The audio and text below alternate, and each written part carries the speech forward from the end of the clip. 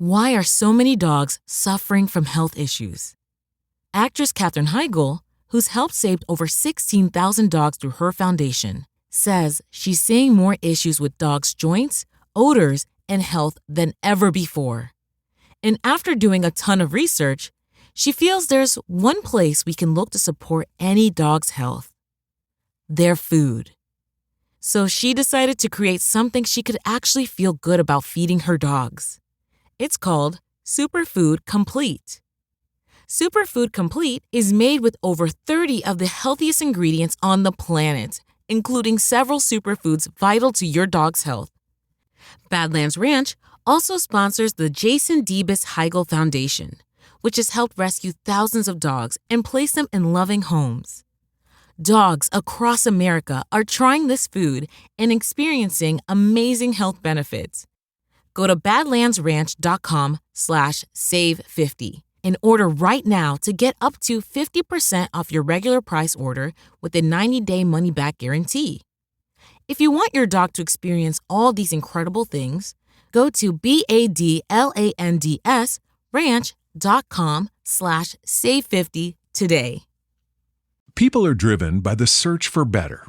But when it comes to hiring, the best way to search for a candidate isn't to search at all. Don't search, match with Indeed. The hiring process can be slow and overwhelming. Simplify hiring with Indeed. Indeed is your matching and hiring platform. With over 350 million global monthly visitors according to Indeed data, and a matching engine that helps you find quality candidates fast. Ditch the busy work. Use Indeed for scheduling, screening, and messaging so you can connect with candidates faster. Join more than 3.5 million businesses worldwide that use Indeed to hire great talent fast.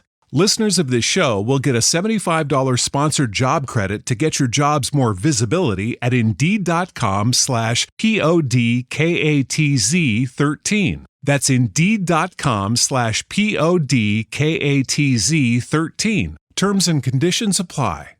Welcome back to another episode of the Girl Stop Playing podcast. It's your favorite homegirl, Coriel, here to encourage you to stop playing with your potential and start working for what you want in life and in love. You already know that I'm bringing you the information and the conversations to help you make the money and get the honey. You can have it all as long as you are willing to work. And y'all, we got a working woman.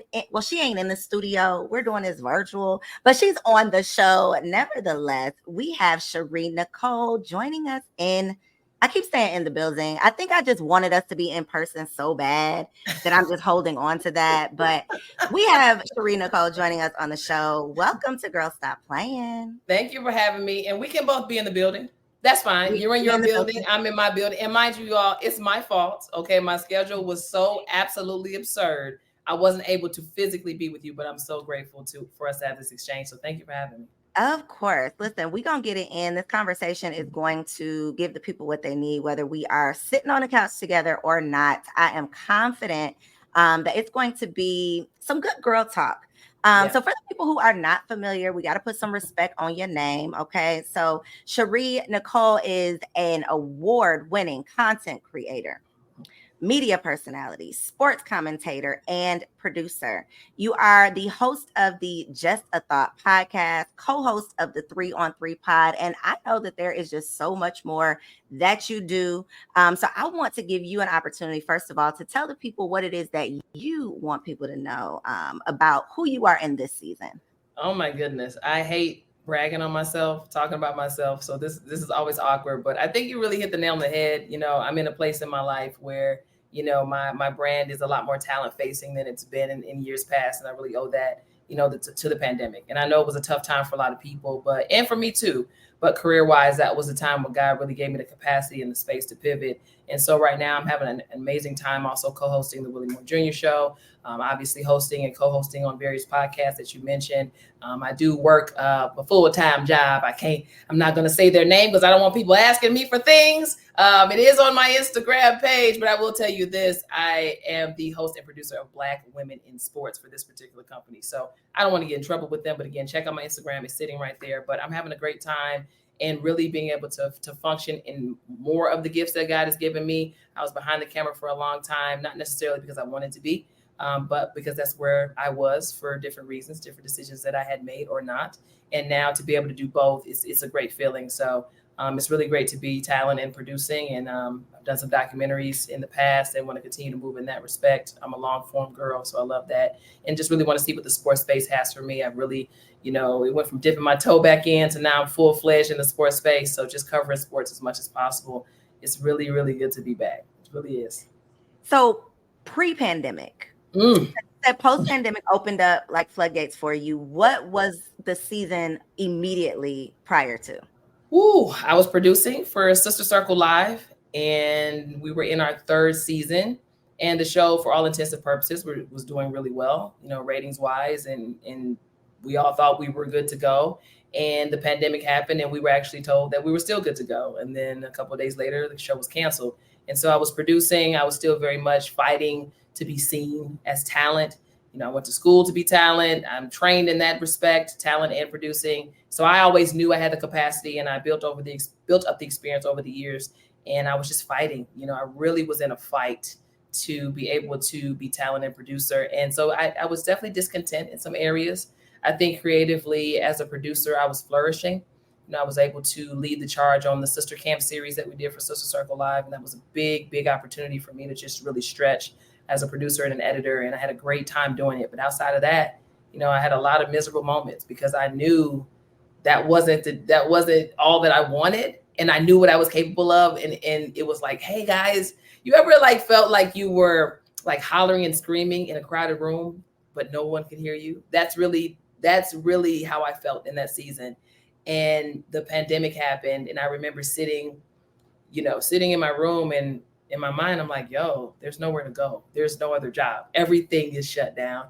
And the Lord spoke to me. He said, there's no more excuses. There's no more scapegoats. You can't say this job did this boss didn't let me do this. It's all up to you. You have an array of contacts. Your Rolodex is deep. Start reaching back to those people that you've connected with over the last 10, 11 years and get your own thing going. And so I started Just a Thought initially as a podcast now, but it was on IG Live for many months. During the pandemic, I called all the managers and the publicists and the different celebs I knew personally, and not one person said no. And it's just been an incredible run since. And I would tell anybody, because I know your platform is all about encouraging people and young women in particular, just do it. And sometimes you have to put your head down and work. I wasn't expecting, someone to say, oh, my wife watches your IG Lives. Would you like to do a podcast? I have a podcast network. But that's what happened because I said I'm going to do an IG Live series. So if you have something that is really on your heart to do, just do it. And just know somebody's watching. So, and like I was telling you before we started, I didn't even realize you were watching anything that I was doing. So just do it. Just follow your heart and also follow God's instruction. And I'm glad I did, because my brand is certainly, it's blossomed since then. And I'm a much happier person because I'm able to function in all the different facets that God's gifted me in. How did you navigate serving in this capacity that you're the producer, you have signed up, and not only are you serving, you're thriving, you're good at it. This is your jam, right? However, you still, and this is my takeaway, you tell me if I'm wrong, but I feel from what you were saying, you felt like you were passed over. You missed out on opportunities that talent got because you were seen as the producer. Mm-hmm. How do you show up and do a great job and serve in that role? Because sometimes we're in the season of serving. Sometimes God is we're in the season of serving, we're in the season of sitting. We're not always in the season of showing up and shining, where we are the talent, where we are the focus, even though we know in our heart of hearts that we could do that job probably better than these people that have been hired to do it. How do you not necessarily humble yourself, but how do you still show up and serve in that season, knowing that it could be sowing the seeds for that next season? You said a lot of it too, and you said sowing seeds. I think it's a multifaceted thing. I think number one, what did I sign up for? What does my contract say, right? So a lot of times we go into opportunities because we might need a job, or, this looks like a good opportunity for me to get in here. And then once I get in here, I can move laterally or vertically here. We're not thinking about, what did you sign up for? So I signed on to these particular jobs, even prior to Sister Circle, as a producer. I had conversations about other aspirations I had, and there were some promises that were made that didn't happen. But at the end of the day, I signed the dotted line to be a producer. And for me, it's all about being committed to what you committed yourself to. So as a producer, and as a really good one, for me, I'm gonna do my job 110% regardless of what my other goals are. That's up to me outside of the job I signed up for to make sure that I'm fostering the things that I want, right? So I had no problem being committed to what I signed up for. And I'm still a creative. So I found ways to have fun, to stay connected. One of the best things that has nothing to do with creativity at all for me that has really anchored me in this industry is my relationships. I have worked with some incredibly talented human beings, good people. And that has really enriched my experience. And then too, as a producer, it's your job to protect your talent, protect the content. And so I took great pride in preparing the talent every single day to go out there and do the best that they could do. I work with some incredible hosts. I mean, even Sister Circle, I'll just point them out. I mean, Selena Johnson, Quad Webb, Trina Braxton, Rashawn Ali. We're talking about the cream of the crop when it comes to just personalities, and they were incredible to work with. So I was able to pull from that experience things that got me through it. So I don't want people to get in situations where, okay, I'm discontent, so I stop giving it my all. No, you give it your all, even though you're discontent, and understand that God still, your light, if you have a light on you, it's going to shine regardless. So even though I wasn't in front of the camera, my light was still very much shining behind it.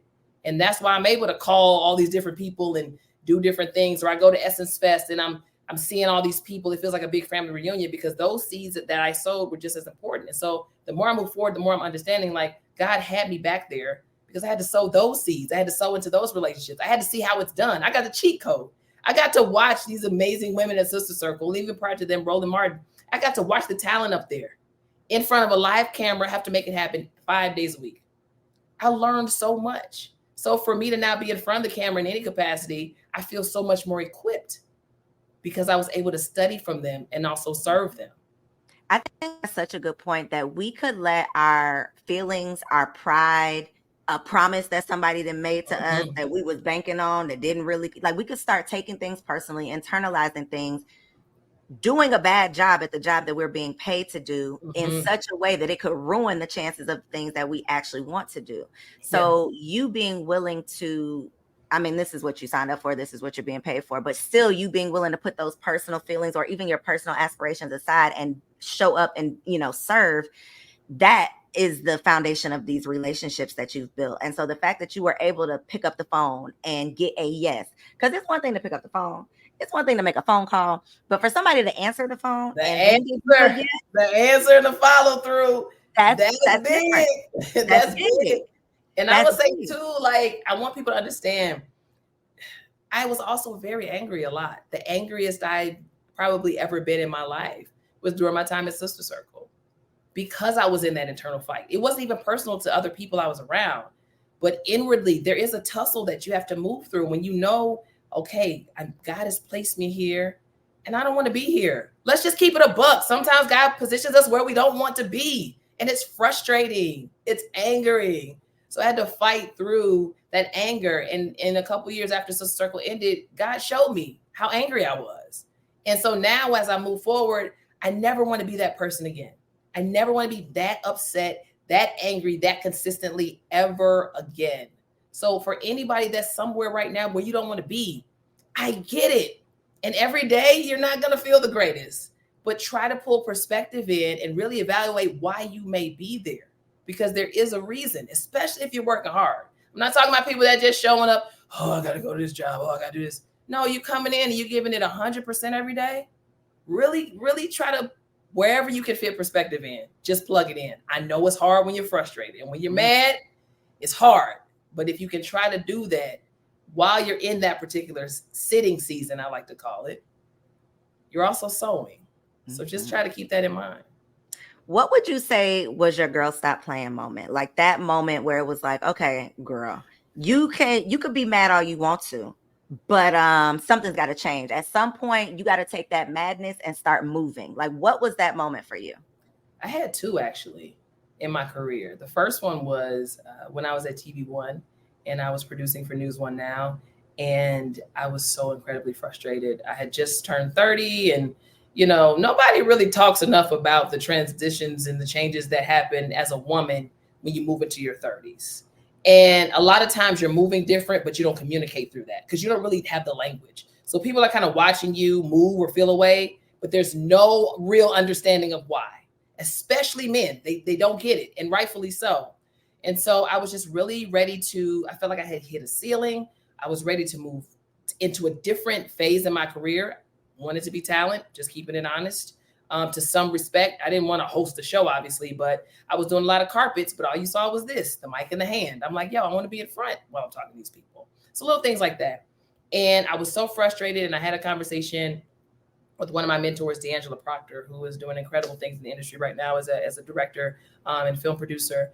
And I was just voicing my frustrations, like, yo, I want to do this. I feel like I've hit a ceiling. I'm frustrated. And she looked at me in the eye and she said, you should just quit. So, I'm in there thinking let's talk through it. It's going to be all right. Straight away, you should just quit. And I was like, whoa, quit. She said, yeah. She said, because you being here like this hurts your team. You mean too much to this team for you to stay here like this. So you being here like this not only impacts you, it impacts the whole team. And we can't have that. So you should just leave. She said, or stay here, make the adjustment, alter your perspective, and do what you need to do until something else comes along. And I chose the latter, in part because I needed a job. I was in DC. Y'all know how it is when you have to do what you have to do, right? You got to pay the bills. So I stayed. I made an adjustment. I got myself together. I saved my money, and then I quit that job with no job. Went back home for a couple months, and Sister Circle ended up in my lap. So that was the first time, but it had to be ushered in by someone. The second time was the pandemic. Where you gonna go, girl? Who's your excuse, young lady? There's nowhere else for you to go. You have to really sit with the fact that all of these years you've been in this industry and saying you want to be talent. What did you do to put yourself in that position? What did you do? Not what did you do off the backs of someone else, of someone else's show, of someone else's equipment, of someone else's name. What did you do? And I had to sit there like, I haven't done enough. I can't even blame anybody. There was so much opportunity I had to do more for me, to do more to foster the dream that I had that I did not do. And so as I sat there with no job, I was like, okay, let's get on Instagram. And I went full force using all the skills I had, the editing skills, the interview skills, the production manager coordinating skills, every skill that I had developed over all these years. I used them for myself. And that was the first time I ever really truly committed to me. So I think sometimes we're waiting for someone to give it to us, someone to do it for us. When ultimately God's like, I gave you everything. You already have it. Make the decision to do it for yourself. Use what you got, baby. Look, I love quoting Players Club. You got to use what you got to get what you You want. have to. All of the time. I was about to say most of the time, but 100% of the time, God has given us or someone in close proximity to us everything we need to get what he has for us. Absolutely. Now, you might not have what you had to get what you think you're supposed to have, but what God has for you, you got what you need to get to it. Absolutely. And I think to your point of, moving into your 30s, moving into your 40s, which is where I'm headed. We don't talk enough about that. Listen, we don't talk enough about that. I'm 38. I'm scared. Oh, I'm 38. Are you an 85, baby? I'm 86. Okay, 86. So you just turned 38. Yes, in June. Okay. Yes. Okay, I'm about to turn 39. Yep. So we are inching up on it. But one of the things that I feel like is just kind of comes with the territory is this self-awareness. Yes. Is the need, like the understanding, the maturity to know that you can sit down and be mad, sad, cry, blame everybody else, be bitter for as long as you want to be. But until you go inside and figure out what that common denominator got to do with all of this, with every single scenario, you're really not going to get too far. Like you could play the blame game all day, but until you say, okay, what role did I play or not? What could I have done that I didn't? What should I have done more of? What has God been telling me that I haven't been listening to for all of this time? Until you're willing to really like have those conversations with yourself, you just gonna sulk and complain and get on your friends' nerves, that ish, until you're really ready to do something. And I love that you have just brought God into this conversation. several times. So I want to talk about that faith part because, and this is just me telling my own business, but when it's going good, it's so easy to have that faith because I can see the fruits. So it's easy to have the faith that more fruit is coming. But baby, when you are sitting in that season of failure, what looks like failure, when you're sitting in that season of, okay, God, what we talked about is not what I'm seeing. When you are sitting in that season of questioning, okay, is this what you told me to do? How do you move forward? Because you said you had to go back home.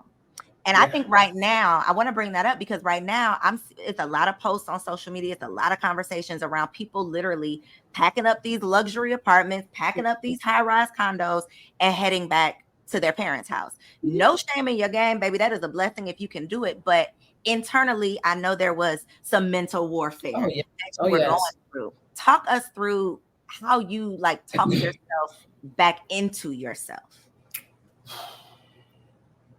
It's a couple different moments, actually. Definitely leaving News One Now, because when you leave a job with no job, that's that's different than if you're going into something else. I think I just was at a place where I did not have peace to the point where I was willing to risk a paycheck to have peace again. And it's interesting how trauma sometimes pushes us into places where we have to exercise our faith, where had we not had that trauma, we probably wouldn't have done that. And so I'm actually in my life now trying to exercise my faith in a more consistent way without having it be on the back end of something traumatic.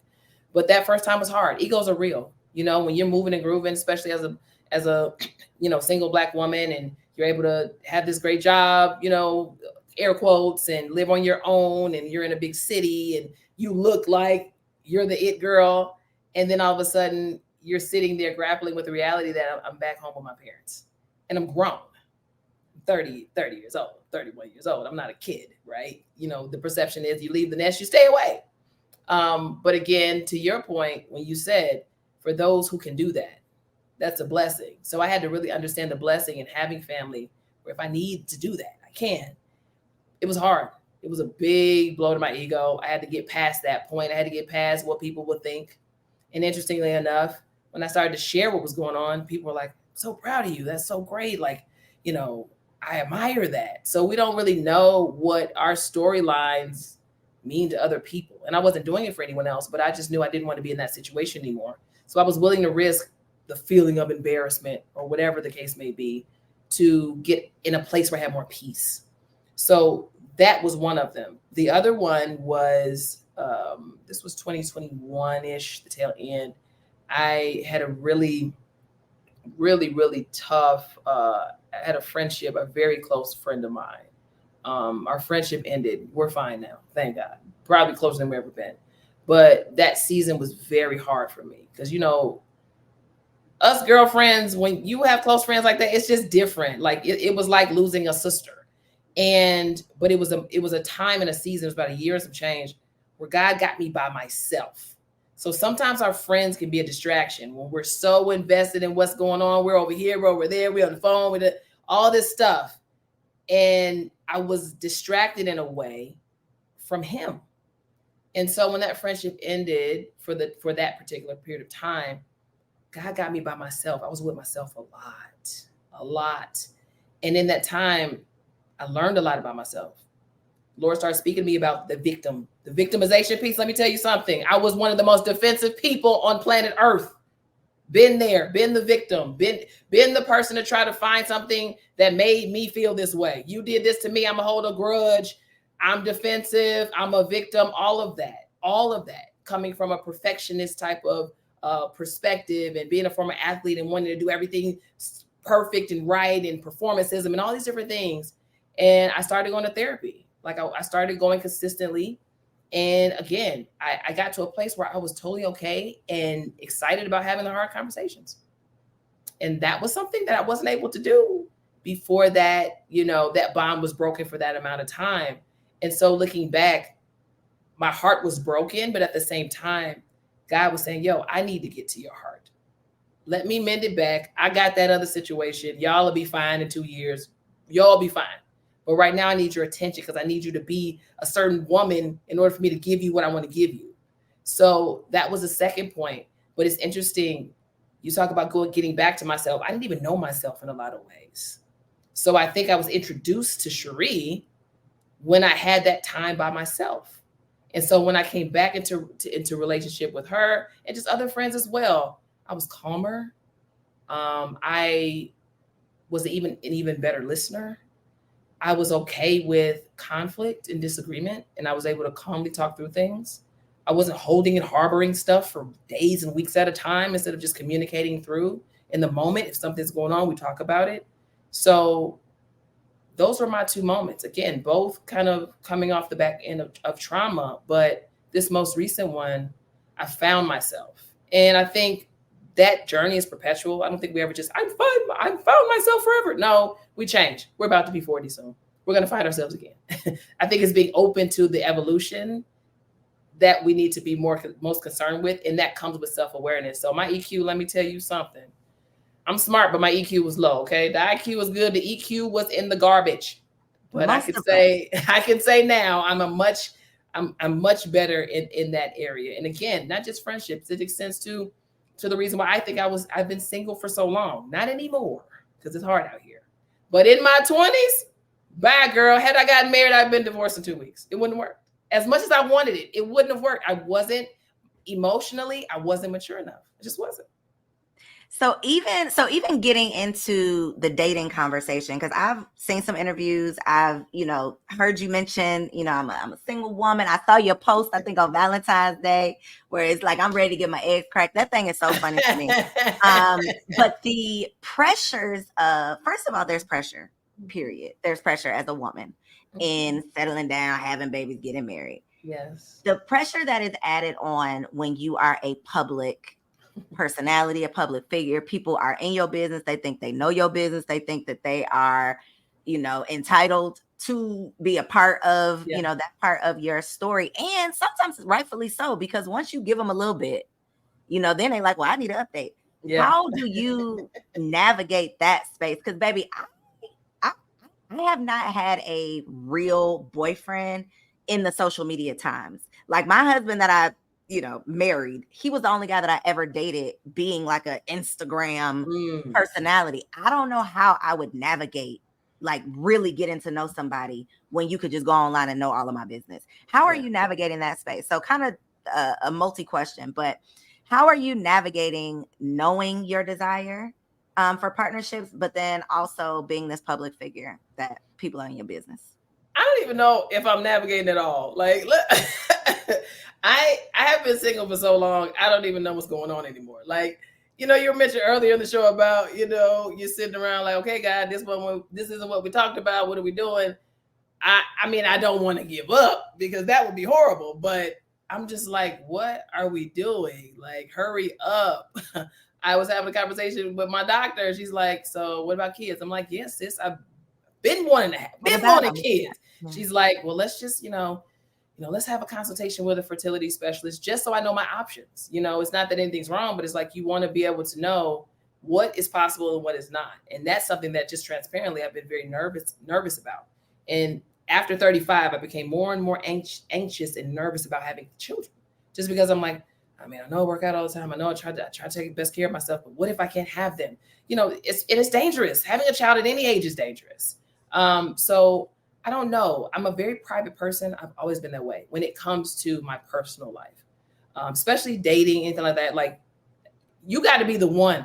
You got to be my man for real. Like, it's got to be basically a ring on this finger for me to post you in any capacity. That's just how I've always been. I don't like people in my business because I don't like that kind of attention. I just really do not. But I think that part of me, that private part of me, just helps me to maneuver. But it's difficult to meet people. And because I am in the public space, that makes it a challenge as well, because there are different things that I'm more attracted to or that I'm more compatible with that aren't necessarily out here like that.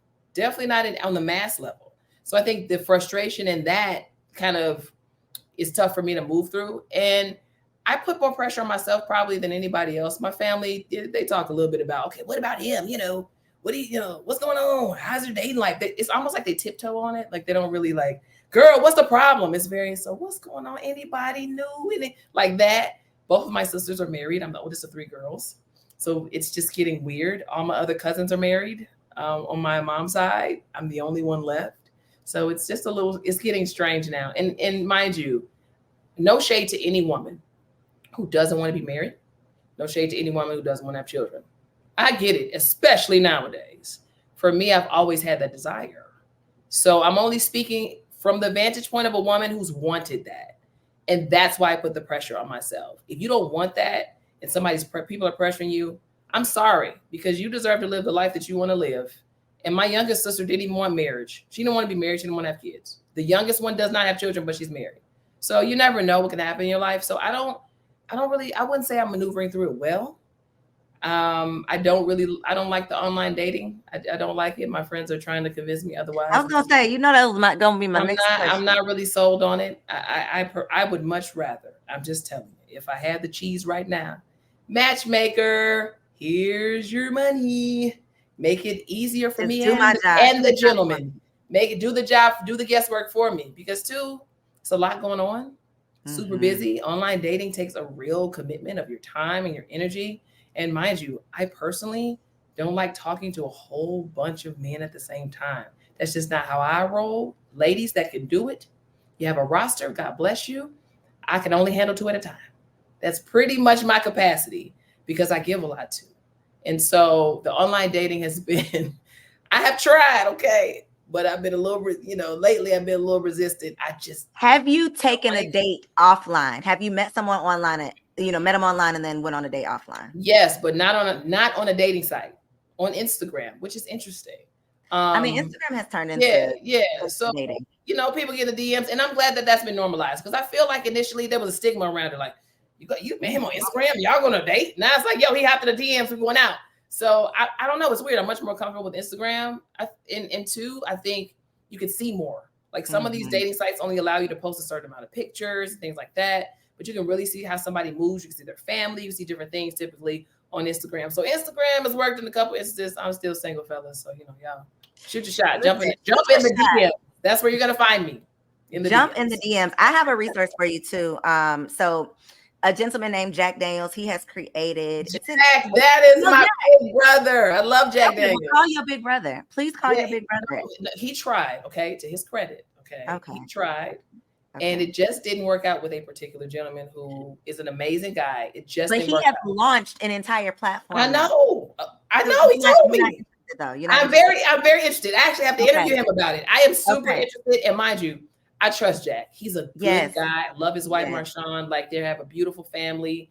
He's legit. If you're looking, ladies, if you're trying to find a legitimate resource and you like me and you don't want to do dating apps, you go talk to Jack Daniels. If people are dieting now more than ever before, then why are nearly 1 in 3 American adults overweight? Dr. Gundry, who's helped thousands lose weight and feel younger and healthier than ever, says most people are not getting enough fat-burning MCTs from their food. MCTs are a special kind of compound that instead of turning into fat when you consume it, turns into ketones, which is a chemical that breaks down the excess fat in your body. So, by getting more MCTs in your diet, you essentially flip a switch that puts your body in caloric bypass mode, which can flush out excess fat and calories. And he's created an easy way for you to activate caloric bypass right at home. It's called MCT Wellness. This powerful blend of fat-flushing MCT powders and antioxidant-rich polyphenols is designed to help you unlock your body's fat-burning, energy-producing potential. What's even better is that it's a delicious drink. I love how incredible it tastes. All you do is add a scoop to water, enjoy, and watch as you start feeling slimmer and more energized. So, if you want to experience a quick, easy, and effective way to melt pounds fast, go to CountryMD.com/energy and order right now to get up to 53% off your regular price order with a 90-day money-back guarantee. Again, that's GUNDRYMD.com playin.com/energy. Hey, it's Sean Nelson, founder and CEO of Lovesac and host of the Let Me Save You 25 Years podcast. Curious how successful people really made it? Tune in to hear from guests like Travis Mills, a true American hero, and Nate Checketts, co-founder of Roan. We dive deep into their stories and lessons that shaped them so you can skip the trial and error and get straight to the good stuff. You can find me wherever you get your podcasts. That's Let Me Save You 25 Years with Sean Nelson. Listen now. People are driven by the search for better. But when it comes to hiring, the best way to search for a candidate isn't to search at all. Don't search, match with Indeed. The hiring process can be slow and overwhelming. Simplify hiring with Indeed. Indeed is your matching and hiring platform. With over 350 million global monthly visitors according to Indeed data, and a matching engine that helps you find quality candidates fast. Ditch the busy work. Use Indeed for scheduling, screening, and messaging so you can connect with candidates faster. Join more than 3.5 million businesses worldwide that use Indeed to hire great talent fast. Listeners of this show will get a $75 sponsored job credit to get your jobs more visibility at Indeed.com/PODKATZ13. That's Indeed.com/PODKATZ13. Terms and conditions apply. Listen, I need you to go talk to Jack though, because when I hear women say, I mean, and it's, I'm speaking from a person who has sat in your shoes, you know, who was literally like, okay, God, you know, like, what are we doing here? What are you doing? What is happening? Right. But I'm gonna tell you what changed it for me, because I don't even know if you know this about me, but I had this whole business called the Single Wives Club. It was single women preparing to become wives. Like when I tell you I was obsessed with, because I had been engaged and it was an abusive relationship. It was just, I literally almost threw my life down the drain. And so I wanted to figure out how to get it right. So I started this whole organization for me and other single women who were just like, how can we prepare? How can we do it right? How can we find? And it was literally years of me running that business, single as hell. And to where I'm like, okay, God, you got me doing this work. Like, what's happening? Yeah. But what pushed me over the edge, and I feel like kind of opened up the floodgates for me, is I put myself on and this was Tinder early. This was like 2016. But before the people got carried away. Before it turned into what it is now. Okay. So Tinder might not be the place to do this, but I put myself on a 10-date challenge because I said, listen, girl, if you can go on dates with 10 men and you are not interested in any of these men, it's you. So at the end of these 10 dates, you either gonna have a man or you're gonna seriously go to a real therapist. You know, like you're really going to commit to figuring this thing out. But you know what did it? My best friend got pregnant. The day she told me she was pregnant, it was like my life flashed before my eyes. It was like we had this pact. We had said we was gonna get married, we was gonna get pregnant together, like we're gonna do these things. And when I realized that her life was doing what we said it was gonna do, and I was just sitting here running the Single Wives Club, talking about, you know, what I was gonna do, that to me was like, God, like, okay, girl, you can talk about it all day, but until you're gonna do something about it, almost like your pandemic moment when he's like, girl, I gave you what you need, now go out here and do something with it. That was that for me. And I didn't make it to 10 dates. I only made it to date number 7, and that is not how I ended up meeting my husband. But it got me in the spirit of dating. It got me in the mindset of just meeting new people, taking the pressure off of you have to be my husband. I'm gonna go new places. I'm gonna meet these guys. I'm gonna get dressed up. I'm just gonna have fun. And when I met my husband at the club, okay, people still meeting their spouse at the club, okay. But I am not that type. Like that ain't my thing. I'm not either. I'm not a club girl either. I'm not. He's not a club guy, and I'm not the giving my number out at a club. Like that's not me at all. So when I tell you it was a completely spiritual connection, but I know it was because I had put myself out there. I had just decided that it's time. And not only is it time because I'm just gonna wait for God to send me somebody. I'm gonna take action, and I'm not gonna force somebody to be in a relationship with me, but I'm gonna do all that I can to put myself out there and get myself in the spirit and show God that I'm gonna put my money where my mouth is. So I don't know if that's for you, but that's for somebody. I'm gonna receive it. I'm gonna receive it. He's out there, girl. And this is the thing too. You only need one. I mean, unless poly is your thing. No, ma'am. No, ma'am. That's it. Just one. Just one. One last thing I'm gonna say on this topic and on the baby topic. I had never even accidentally been pregnant before I got pregnant with my first child. So I was very much so ready to go to the doctor, ready to just make sure things were okay, ready to just kind of count myself out before I really needed to. And when I tell you, I ain't even had a chance to plan a pregnancy, and I got 2 kids, 2 surprise little babies over here. So I just say that to say, and I had my first baby at 35. So I just say that to say, all of the deadlines that we put on ourselves, all of these clocks that society says are ticking, the God that we serve is greater than. Come on and minister of it. You better minister. I just want to, for you and anybody else, it's a lot. It's a lot. It's a lot that we deal with mentally, especially when we have this dream that we've probably been dreaming our entire lives. So I can't wait to receive it. I'm gonna do an update, child. This hand gonna have a ring on it. The shirt I'm literally gonna text Jack as soon as we log off. I'm texting Jack like, hit up Shari. She's ready for you, Jack. He's gonna say, "I've been trying to help her." Watch. He is. Help her. She's too picky. He is. But listen. When the time is right, the time is gonna be right. So just let that sit in your spirit. Real quick though, I want to talk about cancel culture. Ooh.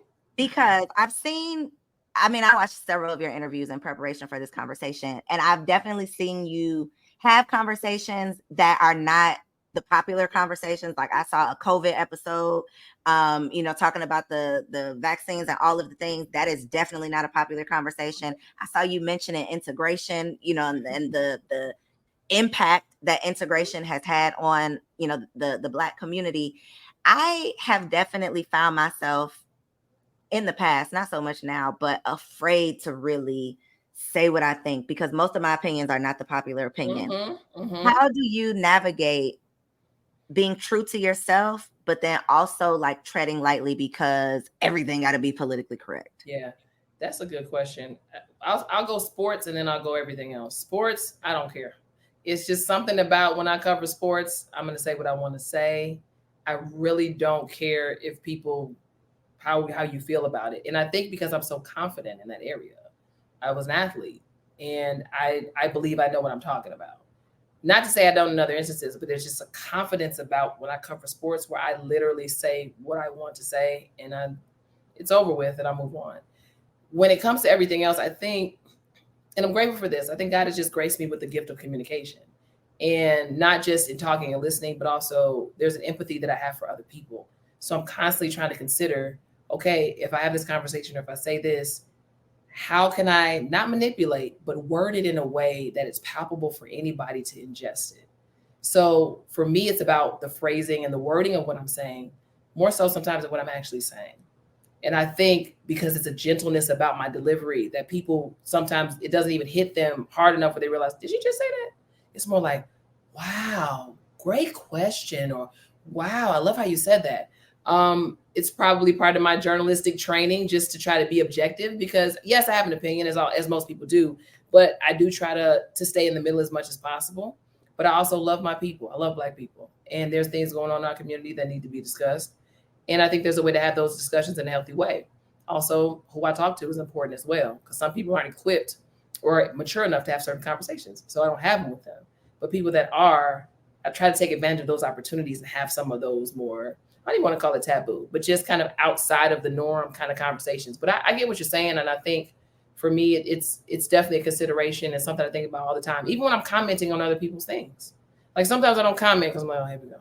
I don't even want to invite what could possibly be said here. But what's interesting, a lot of people, and I venture to say this about you too, a lot of people share our viewpoints, but they don't speak up because they're scared of the same thing.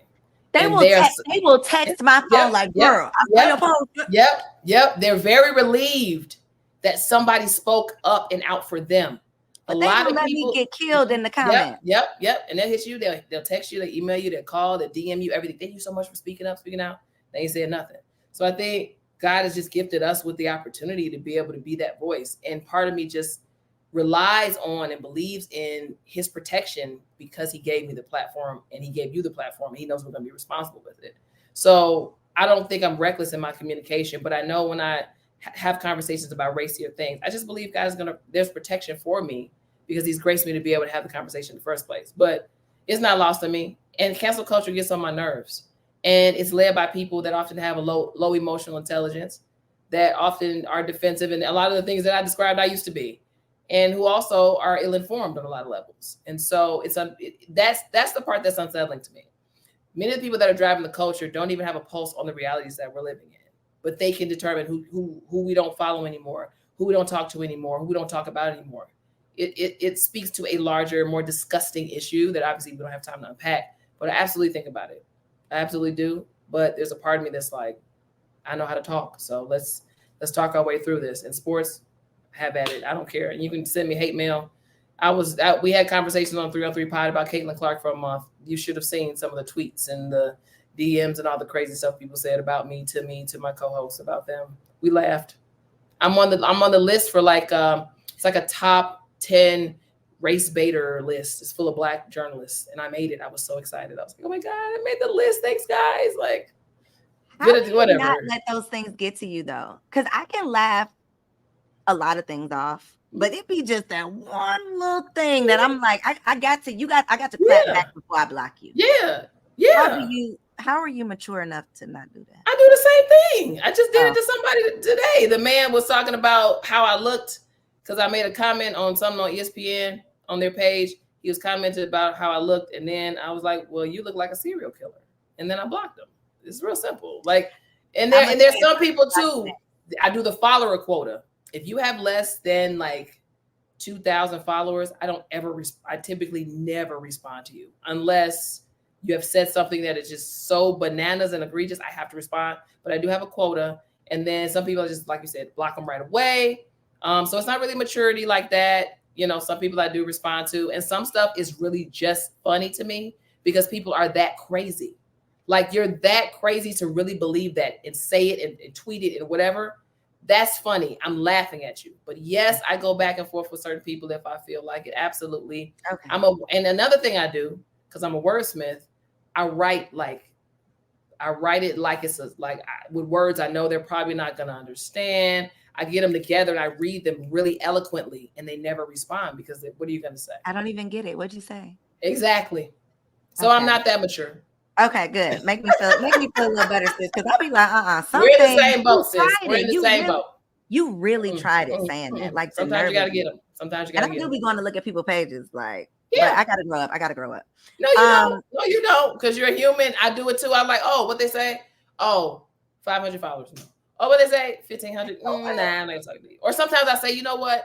Even though you only have 1,000 followers, I'm going to do you the service of responding to you to just this one time. And after this, today, I'm gonna give you that today. I'll give it to you. One of the things that I really, really admire about you, and I know that I don't know how I've talked to several like trained journalists and media professionals, and y'all be side-eyeing podcasters sometimes. I want to say that I'm not new to this. I'm kind of true to this. I've been here for almost a decade, right? I didn't jump on the podcast bandwagon. You've been doing this, right? I've been doing this. You were here before the pandemic. I was here before the pandemic, before Black people did the podcast. Absolutely, okay? Absolutely. But I can understand the annoyance when it's like everybody think they could pick up a microphone and do the things. One of the things as an untrained media personality that I truly admire about you and, you know, people who do what you do as commentators is your ability to literally just walk up to somebody and strike up a conversation. I am like whatever, you know, like the queen of small talk. I'm the opposite of that, like the lowest level of a small talker. Yeah, I am so awkward. I'm an introvert. Like I can't do it.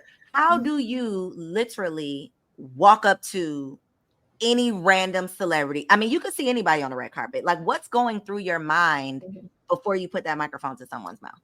Wow. First of all, thank you for the question. Second of all, before I answer the question, congratulations to you, because podcasting for 10 plus years is nothing to sneeze at. It's no easy feat. And thank you for just the respect that you offer to those of us in the journalism space, which says to me that you know what you're talking about and what you're doing. So it's not easy. A lot of people, they say, I think like after 8 episodes, most people quit a podcast. So for you to be doing this long, like that is a huge accomplishment. It's something that I haven't come close to doing that I would love to be able to do as well. So thank you for being an inspiration to me. It's interesting. I have a cool story behind that because I always like probably my probably my sophomore year in college, I knew that, TV was really the route that I wanted to take. And I dreamed about going to these award shows and doing these carpets and all these things. It was literally a dream of mine. And I remember NAACP Image Awards 2014. It was my first award show I had ever been to. And our crew was working the red carpet. I was producing. And Roland Martin, our host of the show, he was supposed to be the one doing the interviews. And so this is how God works. Before I left to travel to LA, I packed a dress, just in case dress. It was a red dress. And my hair was, it was cool. It was down. It was whatever. You could just curl it up. And I remember the makeup artist, because we were in LA for a week, for Image Awards week. So Roland was doing a lot of different interviews. And we had a makeup artist with us every day. And so the day before the awards, he said to me and my other friend, who was another producer, "Hey, let me do your makeup for the awards?" I'm like, "Okay, cool." So we had my makeup done. Just so happened in that bag, I also packed heels. Now, as a producer, you're running around. For those who know or don't know, heels is not what you should be having on, because it's constant running around. Brought heels with me. And I was on that carpet, and it was big. The Image Awards carpet is one of the bigger carpets. It's up there with, the Grammys and the Academy Awards and Soul Train. It's a big carpet, lots of different types of people, because it's the Image Awards now. So you got your entertainers, your actors, your athletes, your singers, your authors, everybody. And Roland was late. He's not going to be mad if he ever sees this. Roland was late, and Roland ended up being about 2 hours late for that carpet. And about 40 minutes in, some names really started to come through there. We're looking like, because we're waiting for them. We're like, yo, we're missing people. And so the videographer, the DP, his name is Brett Rodney. He is a good friend of mine to this day. He said, "Yo, Shari, we need you to do it. We need you to do the interviews." He didn't know what my capabilities were. Let's be very clear. And this is, again, how God positions us divinely. Brett did not know that I had interview capabilities. He did not know my journalistic background. He said, "Hey, she's got a great personality. She seems to know what she's doing as a producer. She's dressed for the part. Somebody's got to talk to these people." I didn't have any prep. I think somebody found the cheat sheet later on. Like, for those who've never done carpets, they'll have like a layout of who's attending, but they don't have a layout of what they've done, what they're doing. They just have a layout of who's going to be there. And I remember I don't even know who the first interview was, but that carpet, I interviewed Regina King and Tom Joyner and Ricky Smiley and the cast of Black-ish, and it was everybody. And in the moment, I'm like, oh my God, like I always dreamed of this. This is crazy. So I'm interviewing all these people, just again, going off of my biggest thing is, what are they saying to me? So if they're coming on the carpet, the other producers that are there, "Hey, I see such and such. All right, cool. What are they here for? Or what they just work on? All right, they just did that. Okay, now I got to retain it. Repeat it to me 2 times. Repeat it to me 1 more time." So usually I have them repeat 2 or 3 times so I can remember. All right, boom. I start talking to them about it. And if I don't know, it's fine. It's ways to ask a question without saying, "Well, I don't really know why you're here. So why you're here? What brings you to the Image Awards? I know you're a very busy person. I know you have a lot going on in your career, but what made the Image Awards a must do for you this year?" Boom. So they don't feel offended. So there's ways you can work around not knowing stuff. I did about 10, 12, 13 of them. Here comes Roland coming down the carpet. So I say, "Here you go, sir." Give him the microphone. He was like, "You got it. See you around." He left me there for another hour and a half, and I did those interviews. And from there, I did multiple carpets for the show for the remainder of my time on the show for the next 3 years. And so that really reared me in the off the cuff, on the fly interview skill set. And honestly, it's really about listening. I would tell anybody that I was just telling a young lady that I was helping out in the press room at Essence Fest. She was working for Essence, and I wasn't able to do all the interviews. So she would step in when I had to leave. She was super green, right? She's done some correspondence work, but had never been in a press room. Press rooms are busy, guys. They're just throwing people at you. It's crazy. And I said, just listen to what they say. Just have a conversation. Just follow up with them. Google them real quick. Make sure you know how to say their name. Quick Google search, what they're working on. Okay, boom. And then you just talk. You just talk and you listen. The biggest piece of interviewing is not talking. It's listening. And a lot of times people don't, they don't instruct these young people that that's the key. And everybody thinks because they can go purchase a Shure mic and they can jump on StreamYard that they can do it. We all have the capacity to communicate, but real communication is a skill set. And that's the piece that needs to be discussed more. It is a skill set to be able to have random people coming up to you and you engaging them and them having a good experience. It's not even about me. What kind of experience is the person I'm talking to having? If they walk away with a smile, oh man, that was a great conversation. Thank you. I've done my job. Because I want everybody I talk to feel important, to feel like they matter. And these off the cuff interviews, sometimes people just ask the same canned questions. They don't really know what's going on. It makes a person feel small. We got to remember, these celebs are different people. They're people too. They have feelings too. They go through insecurities as well. They're nervous too. So sometimes it's about putting them at ease. So I would just say repetitions. You know, I was talking to a good friend of mine, former teammate, Marky Freeman, about this. She's like, Shari, she's like, you got the reps. That's the thing that a lot of people don't have. You got reps. So I would say repetition, but I have to thank Roland for that moment in February of 2014 for leaving me on that carpet to fend for myself and trusting me, because he didn't have to do that. So he was able to go be the celebrity that he is, and I was able to have a dream come true that ultimately helped to anchor everything that I'm doing right now. So I'm grateful that God's placed people in my life divinely, even for seasons like that. It doesn't mean they have to be in your life forever, but he'll position people to provide the provision that you need for the dream that he gave you. So that's all it was. And so I haven't looked back since. And I don't know what would have happened if Roland had come on time. I don't know what would have happened if he would say, okay, give me the mic, it's my turn. It's like, nah. Have you ever dealt with any crazy celebrities on the carpet? Has anybody ever acted a fool? Not act a fool, but there are a few people that I will not name. Somebody been rude. There's about 3 of them that I never have to talk to again. Okay, and some of them don't realize, some of them don't know they're rude. Because sometimes it's not rude overtly, it's condescending. I don't like talking to people that are condescending. It gets on my nerves. And sometimes it's their tone. That you gotta be somebody for them to speak. Their tone. It's just their tone. And it's not just personal to me. They just talk like that to people. And they may have their select few that's their those are their people, so they don't do that. But it's about 2 or 3. Other than that, I have had incredible experiences with people. Like, who's even your if they're favorite? Wow, my favorite. This is interesting. My favorite interview I've ever done is Denzel Washington. And not because he was so nice to me. He was kind, right? He was polite. He was a gentleman. But it was the most challenging interview I've ever done in my life. And I think it really changed the course of my career.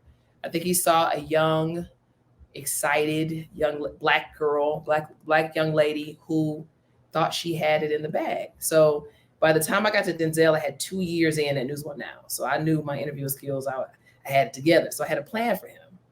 And I think he felt that. Like, okay, she's confident. Let me see how good she really is. And so I was asking him questions. It was when Fences was coming out, the movie. And I was asking him questions about the movie. Very normal questions that I watched him answer on other interviews. No, I don't really want to talk about that. Excuse me? What you want to talk about then? So in my mind, when he was doing that, in my mind, 5 minutes went by before I came up with another question. But basically, I had to throw all the questions that I had in the garbage. Like the iPad doesn't matter. What's in my mind doesn't matter. I'm sorry. What I planned out in my mind doesn't matter. What is he saying to me in this moment? So he taught me, you never, ever assume that you have an interview in the bag, because at any point, somebody could be somebody that you didn't think they would be. Listen. So I started to listen to what he was saying. I just followed up on everything he was saying. And during my follow-ups, I came up with additional questions. And he was more than willing to answer. And also, there was a question that, like, I remember one time asking him a question. He was like, what do you mean by that? I was like, well, this is what I mean. Such and such and such and such.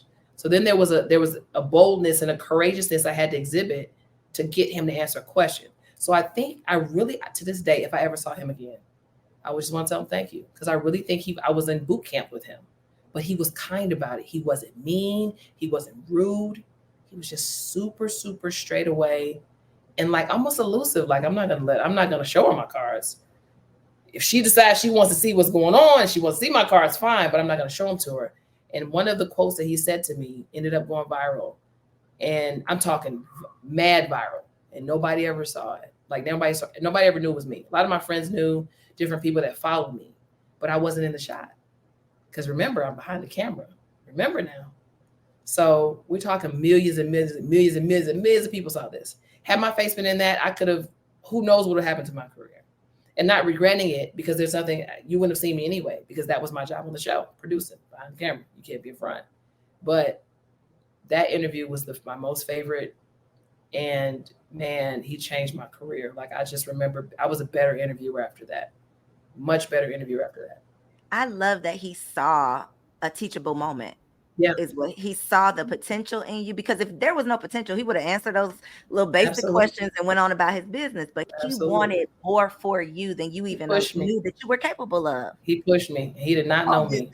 He pushed me. And then he was like, what's your name? And I told Shari. He says, your full name. He's very like matter of fact, straight away. Yeah, man, he changed my life. Very thorough. Yeah, he changed my life. Who's on your, and I don't even know if there is a wish list, but who's the one person that you haven't had the opportunity to interview that you would love to? Oh my gosh, let's do 3. Michael Jordan. I'd probably pass out if I ever got to interview him. And I would say Michelle Obama. Actually, Michelle over Barack Obama, to be honest with you. I would love to interview Barack as well, but Michelle Obama and Oprah. I'm going to shout at her too. So top 3. Yeah. Okay, well, you have spoken it from your lips to God's ears. I love that for you. Listen, this is a episode right here. Okay, we are manifesting all of the things right here where 2 come together, baby. Let's do it. I have so enjoyed this conversation. I know that if I could have just hugged you, we could have had even and more enlightening conversation. You're gonna hug me when I'm engaged and I have my baby coming. You don't worry, it's coming. Come on, manifestation. Come on. Listen. I hope you're not joking, because I'm so kidding. I'm not joking at all. And listen, if you are tuned into this right now, I'm going to pause for just 5 seconds. Touch and agree in spirit. And this is for everybody out there, y'all. I promise you, I believe this with everything in me, that God is preparing the perfect partner. I don't mean without flaw. I mean perfectly aligned for you, the perfect partner for you that is right now being prepared to love you properly. Okay.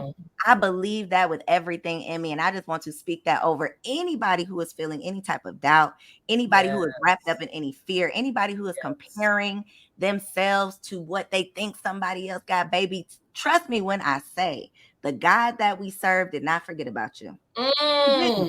He didn't. And the man that he has for you is going to make it all worthwhile. Okay. I got chills right now. I believe that so much. Truly. That's good. That's good. Truly. I love it for you. I can't wait for the update. I receive it. You're going to get one too. Listen. I love it. Okay, so everybody wants to update though. So let the people know where they can follow you so that they can see the manifestation as well. And anything else that you have coming up that we can support, let them know that as well. So guys, you can follow me on Instagram and Twitter. It's the same handle, at Shari, SHARI_Nycole, NYCOLE. I'm also on Facebook at Shari Nycole Media. You can find me on Facebook at Shari Nycole on, not Facebook, I'm sorry. You can find me on LinkedIn at Shari Nycole. Sometimes I fool around with TikTok. It's not really my thing, but at Shari Nycole, no underscore, on TikTok. And ShariNycole.net is my website.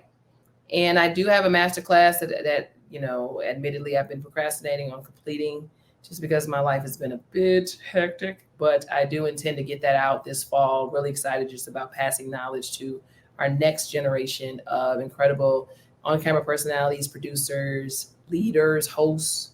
If you have a desire to be talent, a producer, if you're already in the field and you just want to, get some more tips in terms of how to elevate where you are, elevate from where you are, that's what that masterclass is going to be about. So I'm not going to release the name just yet, but really excited about just being able to serve. We talked about serving earlier, so I think this is my way to give back. And you guys are going to hear straight from me different tips, but also how I got to give you the tips, different stories and things like that led me to be able to pass the knowledge along. So that's the biggest thing I'm excited about. Other than that, just working. My podcast is on hiatus right now. Just a Thought with Shari Nycole. It is available on Spotify, Apple, iTunes, Apple Music. Y'all call it 5 million different things. Apple Podcast. There we go. Apple Podcast. And is it on anything else? YouTube. Check out my YouTube channel, Shari Nycole. And I think that's it. So hopefully it'll be back in the fall. We'll see. For the people that keep begging me and bugging me about my client, where's your podcast? It's not. It's I'm on a break. Okay, people need breaks. So come holler at me in September. But other than that, trying to get a vacation in and just enjoy the back half of this year and try to be as fruitful and purpose filled as possible. Listen, we got about 6 months left. I don't know when y'all are going to see this episode. The class might already be out. If it is, y'all can find the link down below. I'm definitely going to get in where I fit in for sure, because you can always afford to elevate, and do a little bit better, especially when you have the opportunity to learn from the people who really do this. So I have truly enjoyed this conversation. I know that the ladies are eating it up. They are going to come on over to Instagram and follow along with your journey. Thank you for being an inspiration. Thank you for being an inspiration. This was a symbiotic exchange, which I always enjoy. I really enjoy the time. And again, it is an honor to be on your platform. I don't take this opportunity lightly. So thank you for saying enough of me to bring me on as a guest. Seriously. This was great. Of course. Y'all, thank y'all for tuning in. Make sure you like this episode, comment down below, subscribe to the show, and go follow my girl. Catch you on the next episode. Peace. So if you enjoyed that episode, I'm willing to bet you are absolutely going to get your entire life when you log on to everybodylied.com. Y'all, I just launched my brand new blog, which is for women like me who are stepping into the newness of life, okay? Your girl got engaged, got pregnant, got married, and became a mom all in less than a year, and life came at me fast.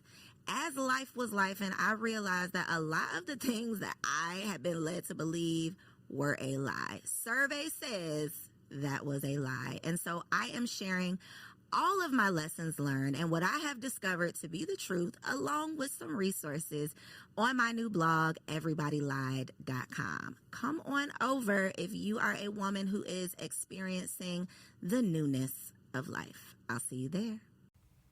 This message comes from our sponsor, Teladoc Health. There are lots of reasons for wanting to be healthy. Family, work, living a fuller life. Teladoc Health understands. Whether you have diabetes, high blood pressure, or just need to manage your weight, Teladoc Health can help. Visit teladochealth.com/what's your why for more information. That's TELADOC health/what's your why. People are driven by the search for better. But when it comes to hiring, the best way to search for a candidate isn't to search at all. Don't search, match with Indeed. The hiring process can be slow and overwhelming. Simplify hiring with Indeed. Indeed is your matching and hiring platform. With over 350 million global monthly visitors according to Indeed data, and a matching engine that helps you find quality candidates fast. Ditch the busy work. Use Indeed for scheduling, screening, and messaging so you can connect with candidates faster. Join more than 3.5 million businesses worldwide that use Indeed to hire great talent fast.